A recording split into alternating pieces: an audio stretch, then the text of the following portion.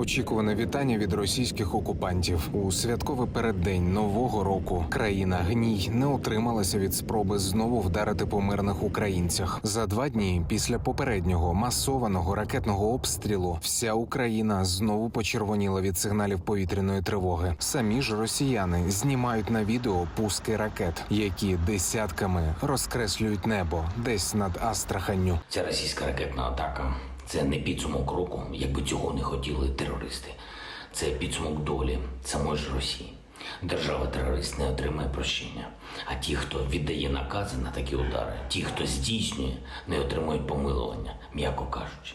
Кілька хвиль ракетного удару в передноворічний день, ракети проти народу, саме проти народу. Це зробили нелюди. Нелюди програють, і ми це з вами знаємо. Терористам це вже не змінити. Через ракетну атаку є поранені і загиблі. Постраждали жителі Києва, Миколаєва, Запоріжжя та Хмельницького. Чільник МЗС Дмитро Кулеба наголосив, цього разу росіяни свідомо цілили навіть не в енергетичні об'єкти, а просто в житлові райони. Але попри усі намагання завдати максимальної шкоди, вороже залізяча знову збивають сили протиповітряної оборони. Поцілили 12 крилатих ракет із понад 20 запущених у суботу в день. Про це повідомив головнокомандувач ЗСУ Валерій Залужний. А ще маємо нову хорошу традицію. Частина російських ракет знову вирішила нікуди не летіти. Господи помилуй, какой-то кошмар.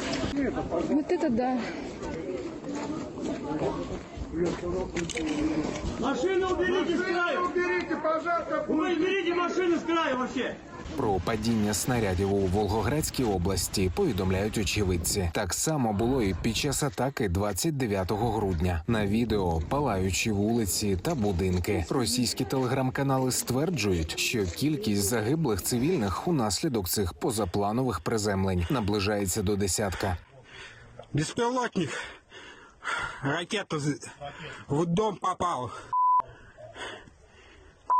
Было пламя.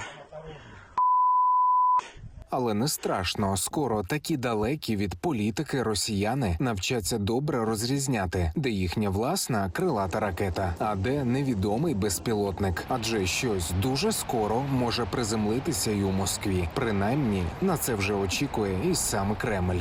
В наступающем году хочу всем пожелать, и, конечно, чистого неба. Російське міністерство нападу може бажати чого завгодно у пропагандистських відео, але водночас чомусь повідомляє, що буцімто аж 2000 військовослужбовців у новорічну ніч нестимуть бойове чергування у системі протиракетної оборони Москви. Обіцяють, що загалом до протиповітряної оборони країни-агресорки залучили 20 тисяч московитів. Хаотично перекинуті під столицю комплекси ППО вже помічали раніше, а в останні дні над Москвою раптово почали кружляти і військові гелікоптери. На що очікують росіяни? Відповіді немає, але певні здогадки вочевидь має секретар української РНБО Олексій Данілов. У соцмережах він оприлюднив лаконічний допис і промовисте відео з певним анонсом для москвичів.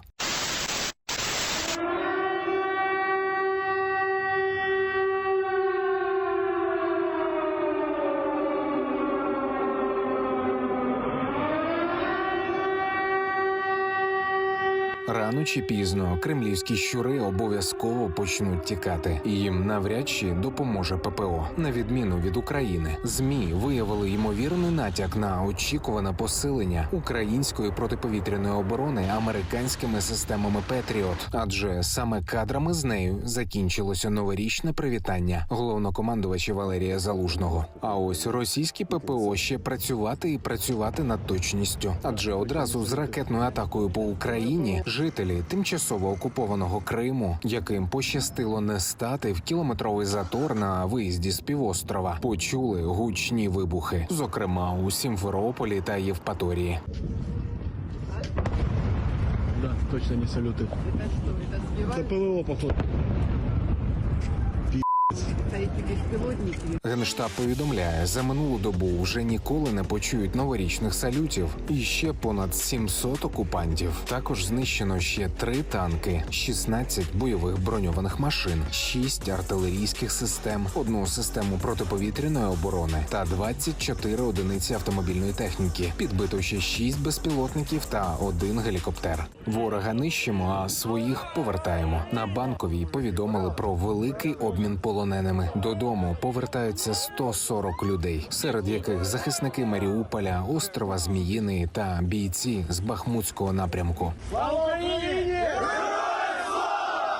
Слава нації! Україна! Понад усе! Понад усе! Понад усе! Путін!